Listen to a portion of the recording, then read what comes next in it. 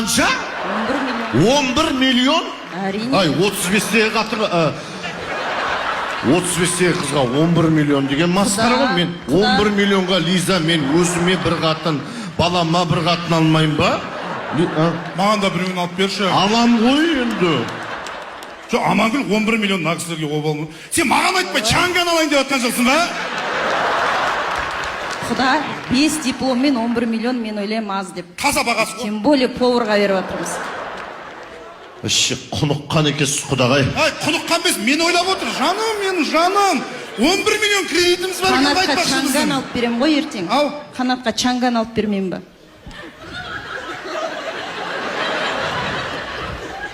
Біз құдағай жаман прикольчик қазір осы. Бұрын кірген ойнаған. Ай, 11 миллионнан бөлек мен сізге айтайын, сүт ақысын сұраймыз. Сүт ақысы? Литр қаншадан деп отырсыңдар? Енді 4 миллиондай бересіңдер ғой сүт ақысы. 4 миллион? Не алған сүт ішкен бұл соны? Шадринский ішкен ғой. Қойуынан ұрды. Не сендер былтыр су алып ма қыздарымды? Масқара ғой ма? Арасына су қосып кішкене экономдасаңдар қайтеді қарағым ау.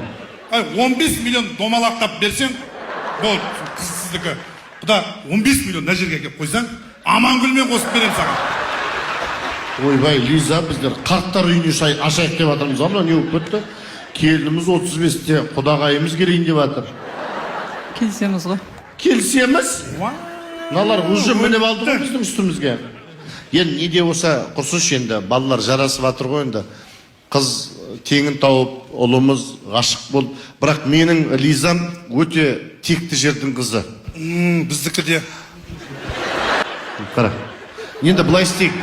Менің Лизам текті жерден шыққан қыз ғой. Өзімнің алғашқы құдағайым деп Амангүлге құрсыншы деп, қыздың мамасына деп Еуропадан, Италиядан $5000 шубаға заказ берді ғой. Құтты болсын. Италияның қай қаласынан алдыңыз? Айтады, Наксалды таңдап. Италиядан барып алдыңдар ма? Иә.